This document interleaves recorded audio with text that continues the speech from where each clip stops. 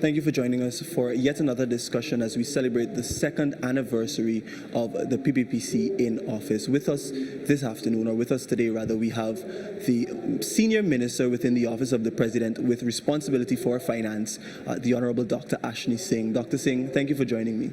Thank you very much, 𝐬𝐅𝐅𝐈𝐂𝐄. Thanks for inviting me. It's of course always a great pleasure to be here and to be in an interview with you. Yes, sir, Dr. Singh. So the first thing we want to talk about, upon your assumption in office in 2020, what was the economy like? What was the situation like? Sure. So I'm glad that you asked that question, because it's very important when we analyze current events and current circumstances. It's very important for us to understand context. In August 2020, when President Ali assumed the presidency, there was a particular economic context that is very important that we understand. What is that context? The context in which the president assumed office, the domestic economic context at the time at which the president assumed office, comprised the following.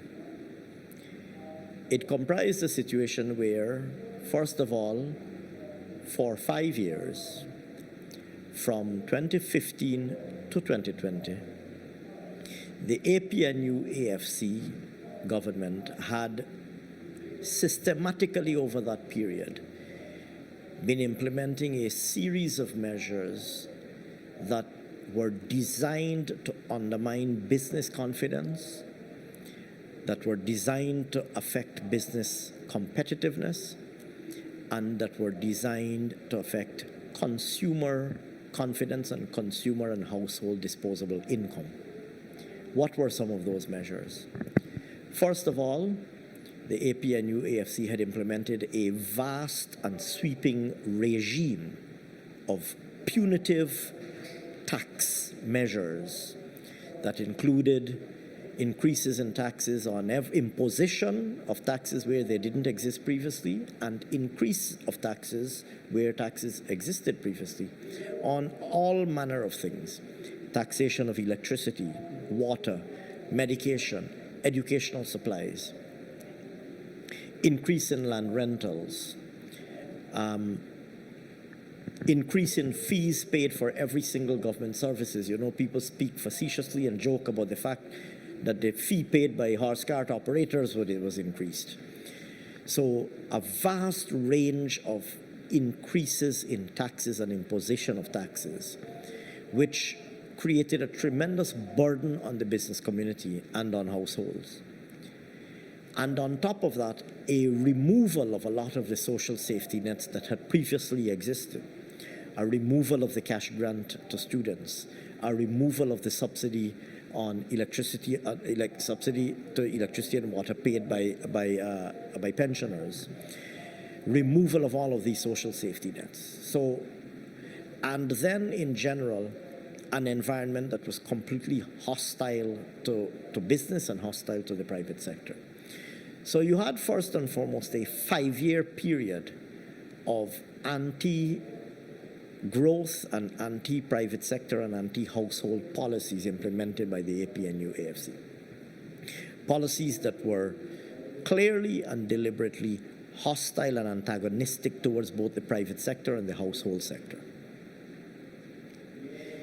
Secondly, you had a situation where, having lost a no-confidence motion in December 2018, there was the expectation that in accordance with the Constitution, an election will be held by March of 2019. That constitutional provision was not respected, and an election was not held in March 2019. And instead, the country and the world were regaled with behavior by the APNU-AFC that suggested that they had no respect for the Constitution, they had no respect for constitutional rule or the rule of law, and they had no respect for the principles of democracy. Indeed, their refusal to respect the no-confidence motion sent a clear signal to the world that what was emerging was a return of the dictatorial practices of the pre-1992 PNC. That mere act itself, the mere refusal by the APNU AFC to respect the no confidence motion and the absurd claims about 33 is not bigger than 32 and so on and so forth,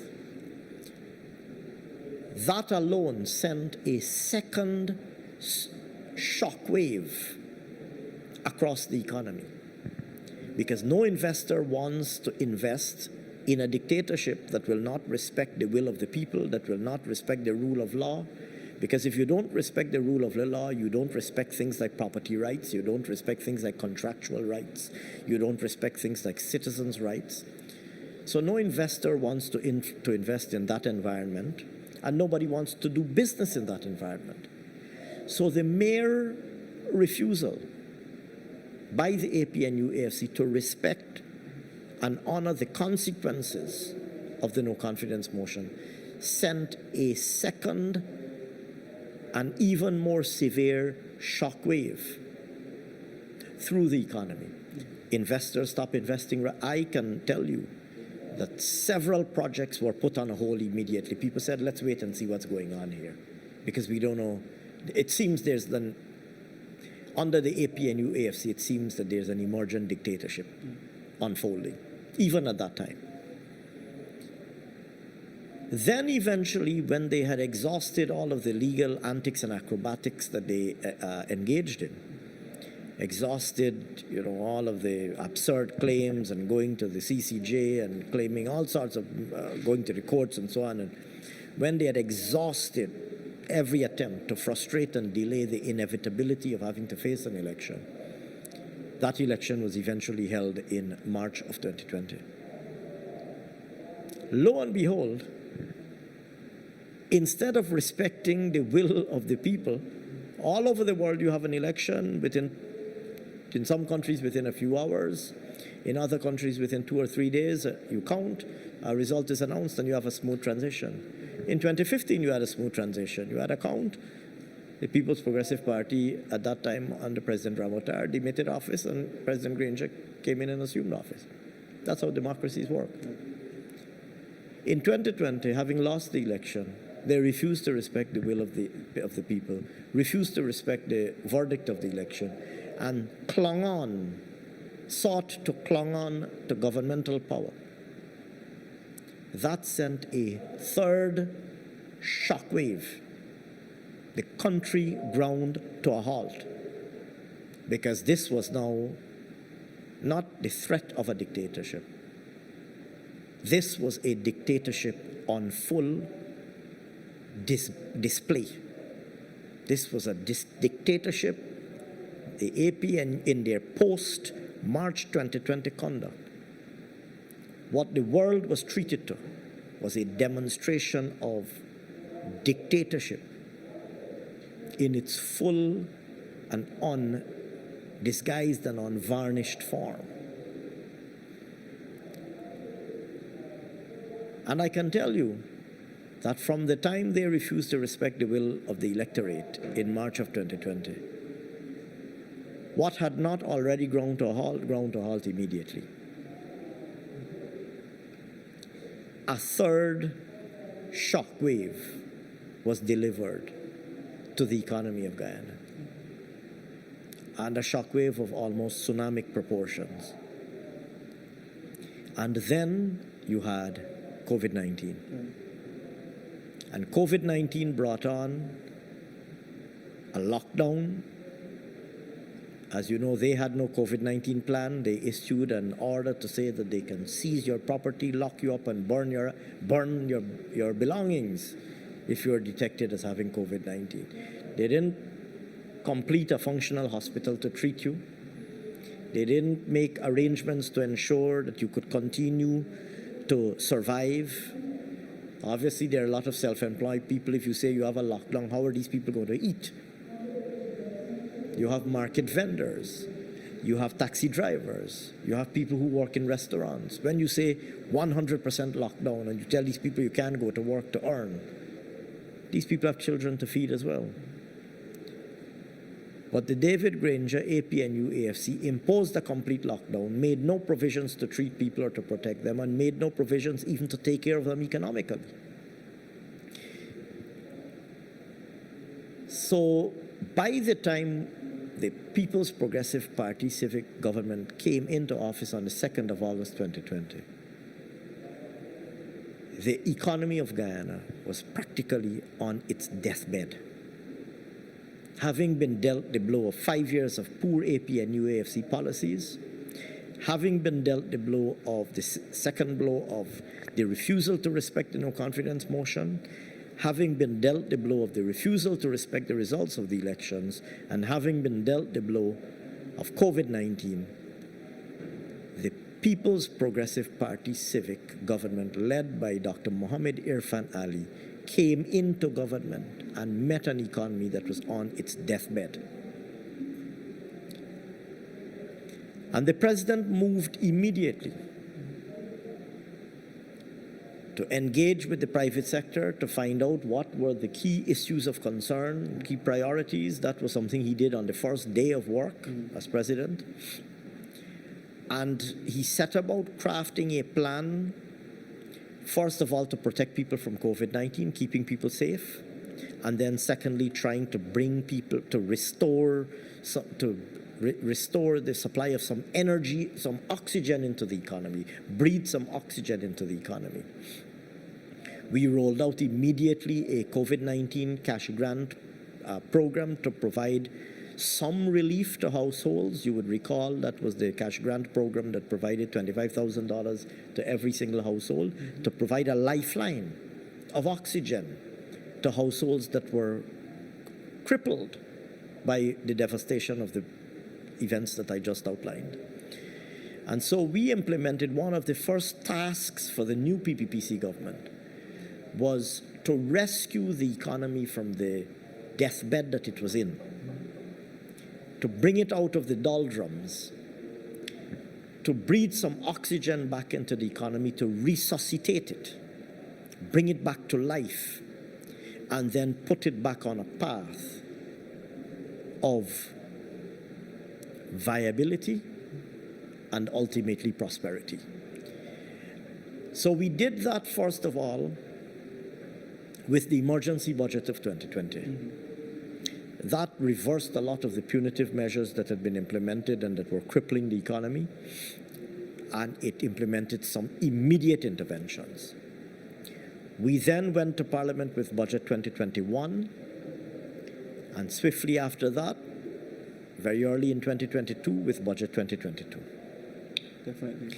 And those three budgets together, first of all, sought to resuscitate the economy, which I think we did, bring relief to people immediately, restore productive and investment activity, create avenues for persons to get jobs and to earn incomes, and to put the economy back on a trajectory of growth and development. And that has been what has preoccupied our government. I would like to say that the across-the-board recognition is that a lot of excellent progress has been achieved in this regard, and I'd be happy to speak about some of that. But the journey hasn't been an easy one, and there have been a lot of challenges and difficulties which I'd be happy to elaborate on, which have, many of which are external in their origins, but domestic in their impact, and I'd be happy to speak about those if you wish me to. So the theme for the commemoration of the second-year anniversary is the journey to prosperity for all.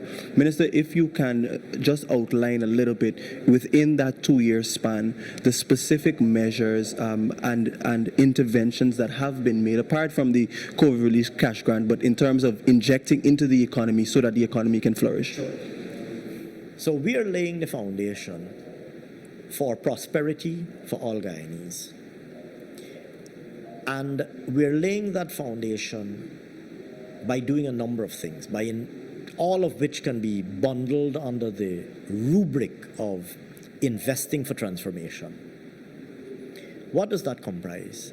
First of all, it comprises investing very heavily in infrastructure, because infrastructure is a public asset and a public good that is critical for well-being in the future. So by this I mean transport infrastructure, roads and bridges that connect us to our neighbors, connect us to Brazil, connect us to Suriname, improve our connectivity with our neighboring countries, even through maritime shipping. So investment in transport infrastructure, opening up new lands for agricultural cultivation. So we are currently working on the road to Brazil. As you know, we just started the Linden to Mabura road. We're working hard with our Surinamese counterparts to keep the bridge to Suriname, on the agenda, and we want that bridge to happen very urgently. We're working very hard on getting private investors to develop our port infrastructure. We're working very hard to build out new roads to open up tens of thousands of acreage of new land for agricultural cultivation. The land in the Aichuni-Takama area, roads that we're building there, roads that we're building in Berbice, the number 52 and number 58 roads to from Quarantine Highway to Kanji Creek, Parika to Hubu, and opening up the Parika to Sconard bypass, and also linking the Essequibo and Berbice rivers from Bartica to Timeri. Those are all projects intended, transport infrastructure projects intended to open up new acreage and new linkages for productive activity. That's economic opportunity, more production. And improving connectivity between communities. For so many years, we have grappled with this challenge of congestion on the East Bank. You've seen the president came in and he said he wants this to be a thing of the past. We immediately built out new arteries to connect Diamond to Georgetown, Diamond to Mandela Avenue, Diamond to Ogle, which will ultimately go all the way up to Timeri. So we've already opened up the Mandela Avenue to Eccles Road. We have opened up the Eccles to Mocha Road. The Mandela to Eccles Road will ultimately go all the way up to Diamond. That work is currently going. We just signed the contract for Ogle to Diamond. That work has already commenced. To improve connectivity amongst communities and ease of commute. Because every extra hour, if you live in the East Bank of Demerara or West Bank of Demerara and you have to spend 2 hours on the road, that's 2 unproductive hours. We want our people to be able to maximize on their productivity and the quality of life that they enjoy. Nobody wants to spend 3 hours stuck in traffic every day. Investment in, of course, the new bridge across the Demerara River, $261 million US. Investment in energy infrastructure, the Gas to Shore project. You saw recently the president made an announcement on the conclusion of the Gas to Shore project, where the latest big milestone on the gas to energy project. We're building 500 megawatts of new power, which will have the effect of reducing the cost of electricity by 50%. That includes, of course, the gas to energy project. It includes the hydropower project, and it will include also solar energy. And bringing down the cost of power will mean that we will be facilitating the competitiveness of business, the emergence of a manufacturing enterprise, and, of course, increase disposable incomes in households. So investment in infrastructure. And by that I mean physical and economic infrastructure, roads, bridges, energy, etc. Investment in social infrastructure, schools, hospitals. You have just seen we concluded a transaction to build a brand new maternity and child hospital that will be a world-class facility. We are working on 6 new regional hospitals that will deliver world-class medical services in all of these 6 communities. We are developing 4 new telemedicine centers that will allow us to deliver world-class medical treatment in hinterland communities. We are investing in a new Guyana Technical Training College That new Guyana Technical Training College will include the National Oil and Gas Institute, and it will include the National Hospitality and Tourism Institute in Port Morant. We'll be training people for both the international hotels that are opening through the Hospitality Institute, but also for the oil and gas sector. We are investing in expanding the capacity of our existing schools. As you know, we increased the intake in our top secondary schools, Queen's College and other schools, to allow additional persons to be able to access those schools, the intake of our secondary schools. And we're building new schools, new and expanded schools, including like the school that we tragically lost in North Rheinveld that is being rebuilt in Mabaruma. We're rebuilding that. And we're completing schools where they were left off. We completed the Westminster School. We're working on completing the Hope Secondary School.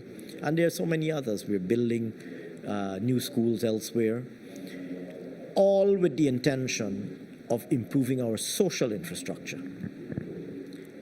We're also investing heavily in improving access to services, tertiary education. We're rolling out the Gold Scholarship Program. We want 50,000 persons to be able to have access. Well, as a matter of fact, the President has said he wants as many people as want to do training remotely. We will give them the scholarship. In the first year alone, we got about 6,000 applicants. In the second year, we got about 4,000 applicants, so a total of about 10,000 applicants doing gold scholarships. Home ownership. When we came into office, there was a backlog. I don't know, tens of thousands of persons were waiting for house lots. We have said we're going to clear that backlog. There was no housing program. There's no housing program. Nobody was getting house lots. We immediately relaunched our housing program. Within just a few months, we distributed 6,000 house lots. I think we are already at about 10,000, and we have said we will distribute 10,000 house lots per annum.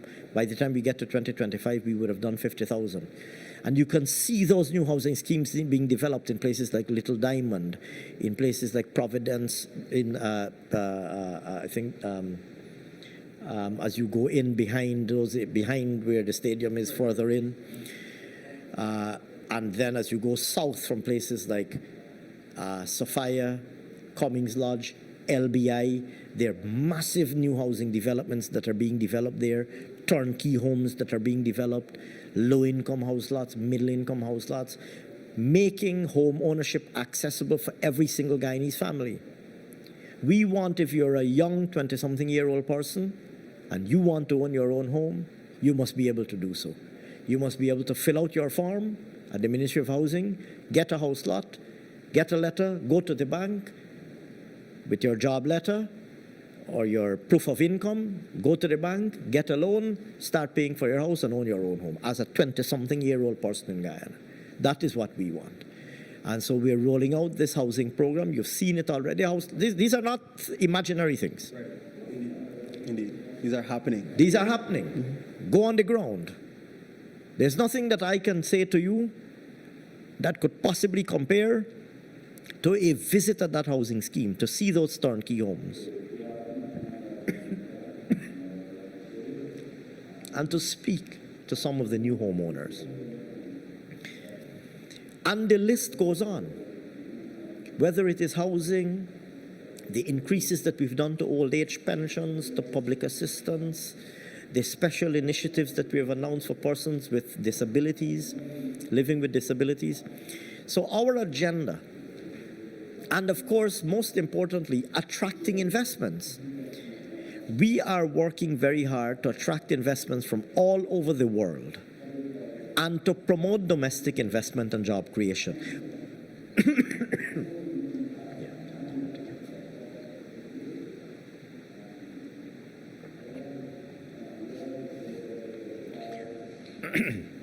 We are working to promote investments by foreign investors and to encourage investment by domestic investors with the sole objective of creating jobs for Guyanese people. Just today, on the sidelines, the margins of the NTC, I met a company They have created 180 jobs, and they're looking to increase that. We are working with the this is in the oil and gas sector. We're working with the business process outsourcing sector, the call centers. They've created more than 1,000 jobs. We're working with the tourism and hospitality sector.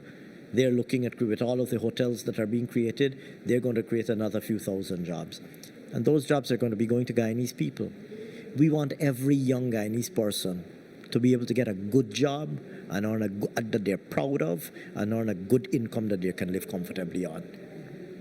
That's what everybody wants, and that is what we are committed to delivering. And so the agenda for transformation is an agenda that will see Guyana significantly modernized, but more importantly, modernized in a way that creates life-changing opportunity, life-changing in a positive way, positive life-changing opportunities for each and every Guyanese person. Minister, a few other questions. The Natural Resource Fund, a big part of development that we've seen within that 2 years, and knowing that specifically relates to our oil resources, and many of the conversations that are arising now are around where our oil money is going. Minister Singh, can you give us an understanding of how this oil money it will be used, has been used, and will continue to be used for the development of Guyana? Well, let me say this. Part of the transformation of Guyana is also to transform our legal framework. Because when we came into government, there was a Natural Resource Fund Act that was completely dysfunctional and perverse. It concentrated all of the powers in the Minister of Finance, and it was devoid of accountability and transparency. There was no local content legislation. We embarked immediately to address that. We brought local content legislation. We reformed the NRF. So the NRF has now been established. Our oil revenues go directly into the NRF. And one of the important things that we did in the redesigned NRF was that we introduced a simple rule that can be understood by anybody, anywhere in the world, to govern the transfer of funds from the NRF to the budget. And we stipulated that all spending shall be done through the budgetary process and through full budgetary transparency and parliamentary transparency. So what now happens is all of the money earned by the oil industry, or all of the money due to the state from the oil industry, goes directly into the NRF. Monies can only come out of the NRF based on parliamentary approval. And that parliamentary approval is based on a predefined formula written into the law. Once the Parliament approved the transfer of funds from the NRF to the budget, those transfers may take place.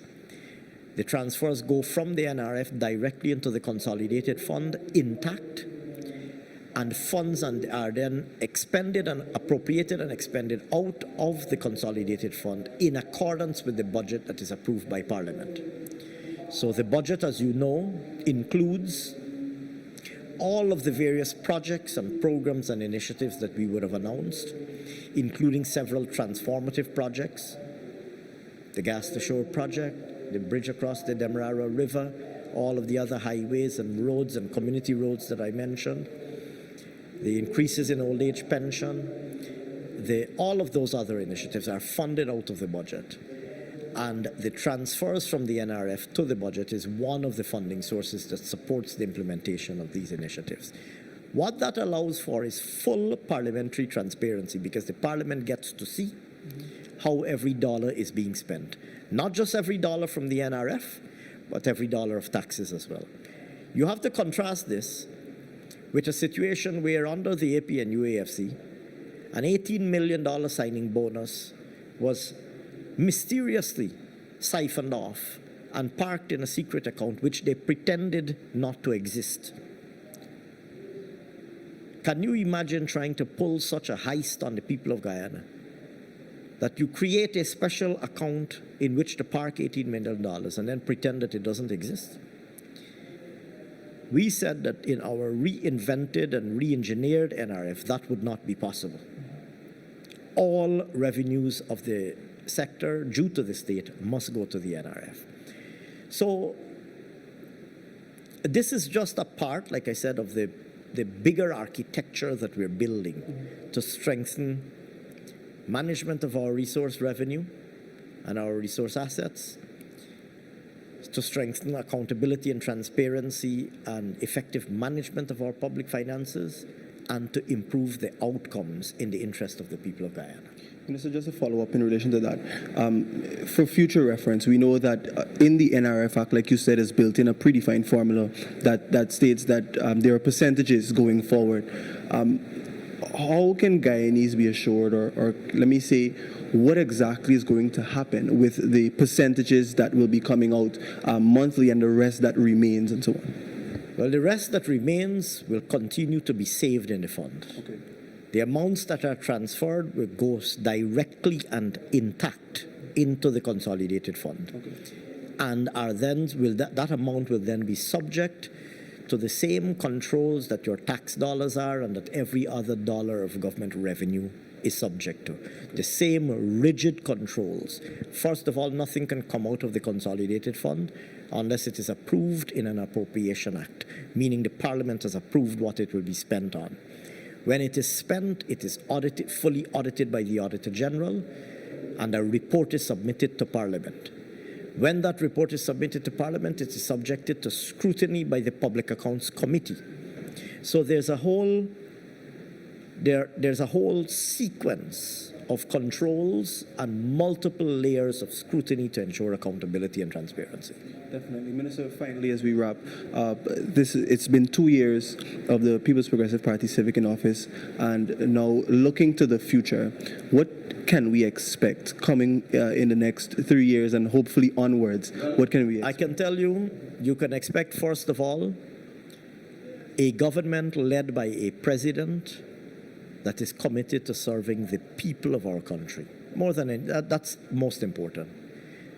You have seen the lengths that this government will go to ensure that we remain engaged with the people of Guyana. We want to listen to the people of Guyana to hear what they have to say. Right now, we are meeting on the margins of the National Two-Shows Council. And for 5 days, we're going to have an ongoing engagement with the council to hear from Two-Shows, to hear from village leaders, the leaders of our Amerindian community, what is most important to them. Our president and our ministers are constantly on the ground in every community, seeking out feedback from the people of our country on what is important, what are their concerns, what needs to be fixed, and trying to fix these. So, first and foremost, you can expect and look forward to a government that continues to listen to respond to, and to be of service to the people of Guyana. Secondly, when we speak of the people of Guyana, we are speaking of all of the people of Guyana. The president has embraced as a special theme of his presidency, One Guyana. This government serves all of the people of Guyana. It does not matter which region you live in, whether you live in Region 1 or in Region 10 or any of the regions between 1 and 10. It does not matter whether you live in a city or a village. It does not matter where your ancestors came from. It does not matter where you went to school, and it does not matter where you go to church or what denomination of church you subscribe to or worship in. Our obligation, our responsibility, and our commitment is to be of service to all Guyanese, to each and every single Guyanese person, young and old, from Region 1 to Region 10, of every religion and of every ethnic background, and of every other orientation. Our obligation and our commitment is to be of service to all of the people of Guyana. And thirdly, a Guyana that is constantly undergoing a positive transformation in every respect. We are working on building a Guyana where the infrastructure will be modern, where the services will be modern, where the opportunities will be new, constantly emerging, and increasingly modern. Looking down the road, I think you can anticipate a Guyana that is very different from the Guyana that we have known in the past, very different. We have an opportunity finally now to transform our country in a very positive way. And the people of Guyana, having judged the People's Progressive Party for several years up to 2015, having judged the APNU from the APNU AFC from 2015 to 2020, the people of Guyana, with those two experiences at hand, the people of Guyana exercised a very careful judgment in 2020 about what kind of government they want in order to realize the aspirations that they hold dearest to them. They exercised a very important judgment. And we take that mandate given to us by the people of Guyana to the core of our heart. That is a commitment and a promise of this government, that we understand the responsibility that we've been given by the people of Guyana, and we're committed to delivering that responsibility. Minister Singh, thank you so much for taking the time to talk with us. That has been the senior minister within the office of the president, with responsibility for finance, Dr. Ashni Singh, as we celebrate the second anniversary of the PPPC in office.